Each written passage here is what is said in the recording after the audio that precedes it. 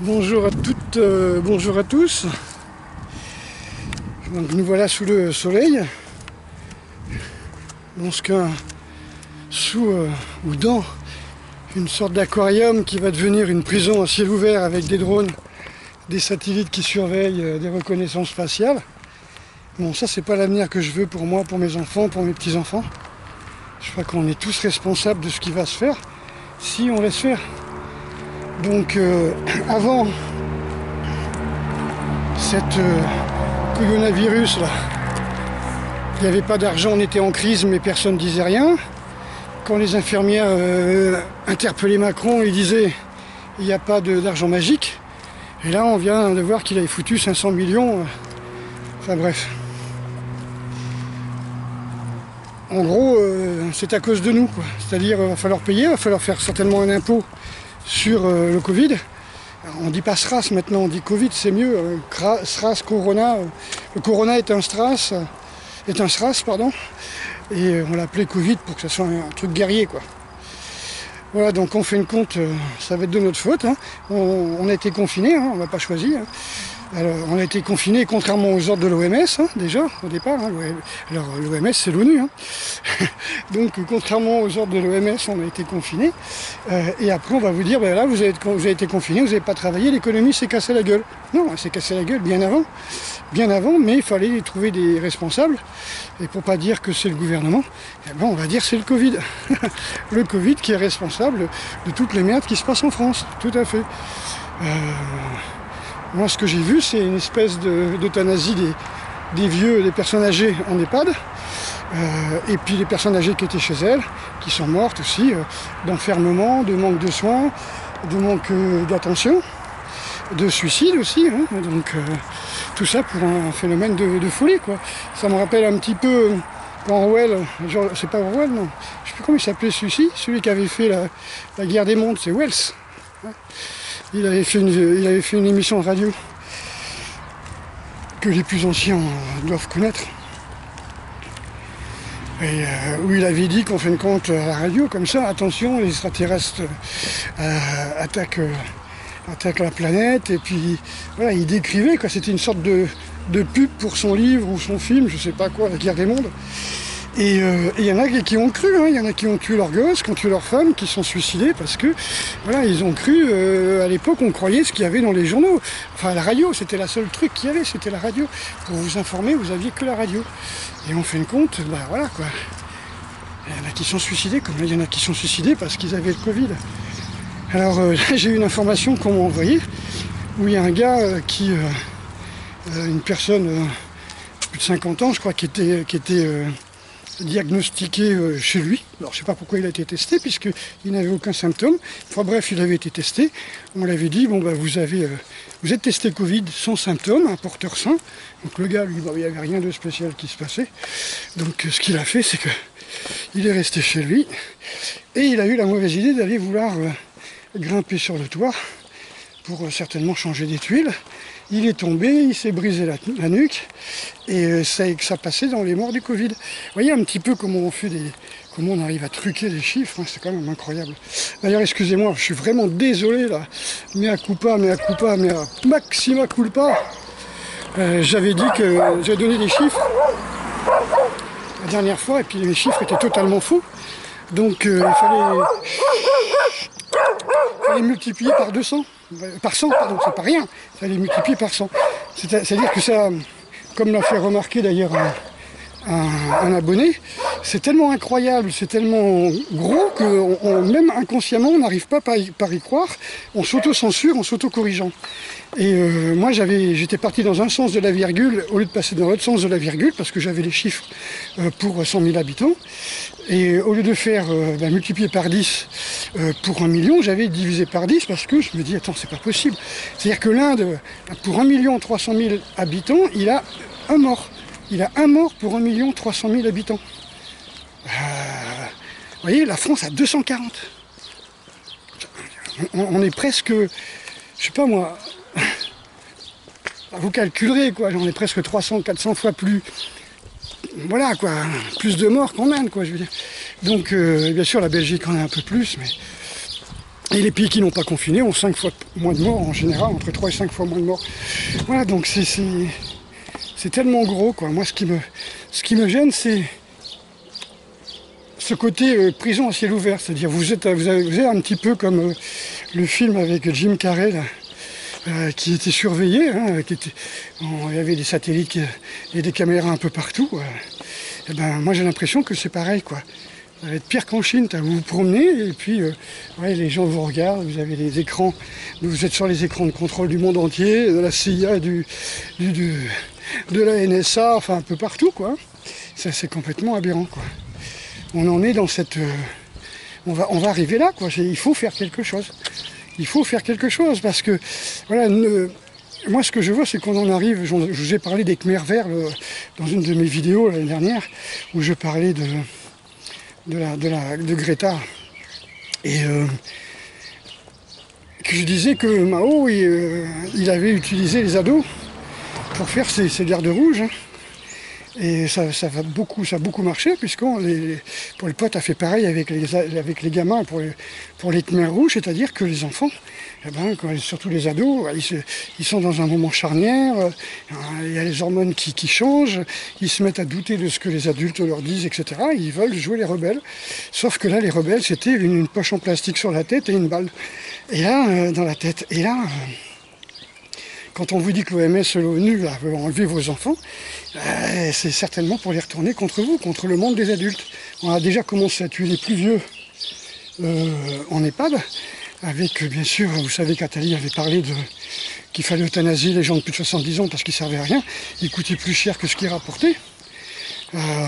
C'est gentil pour les maîtres d'arts martiaux, des vrais arts martiaux, je ne parle pas des sports de combat, parce que 30 ans, 35, 40 ans, ils sont finis, plus ou moins. Je parle de ceux qui continuent à enseigner à 80 ans. Vous voyez, il n'y en a pas beaucoup. Voilà, donc... voilà, c'est pas gentil pour eux, parce qu'un maître d'art martial, plus le temps passe, plus il se bonifie, quoi. Plus il devient fort, plus il devient sage, plus il connaît, plus il devient pédagogue. Voilà, il a fait sa vie, quoi.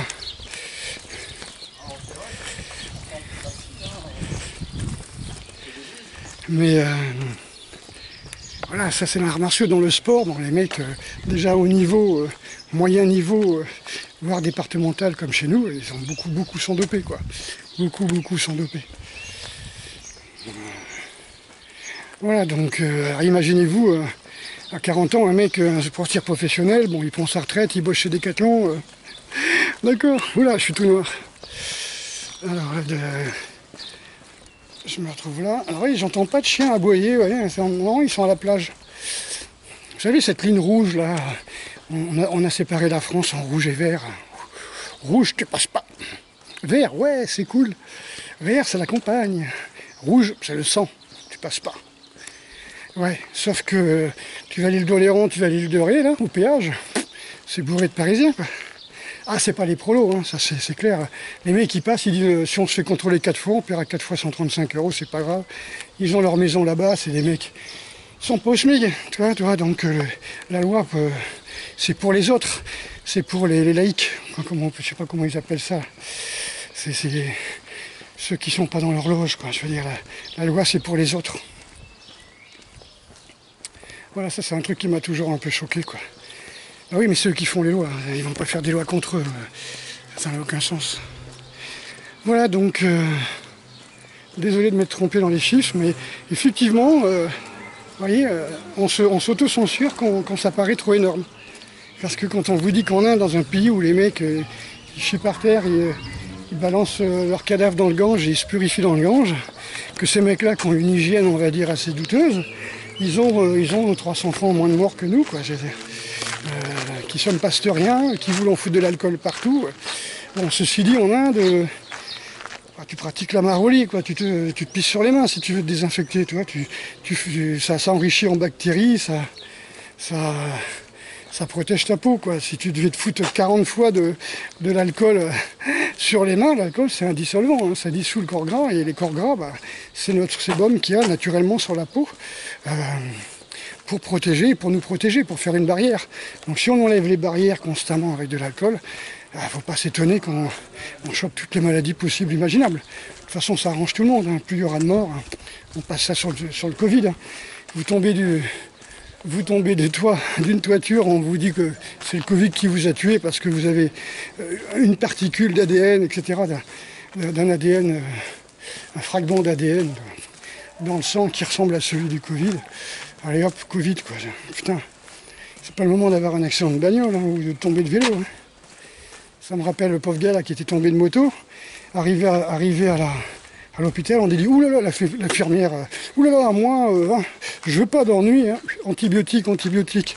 Total, on lui a coupé le genou, quoi. Moi j'ai un pote comme ça, un pote qui était un ancien para, qui était dans la sécu, et pareil, accident de genou, comment on peut dire,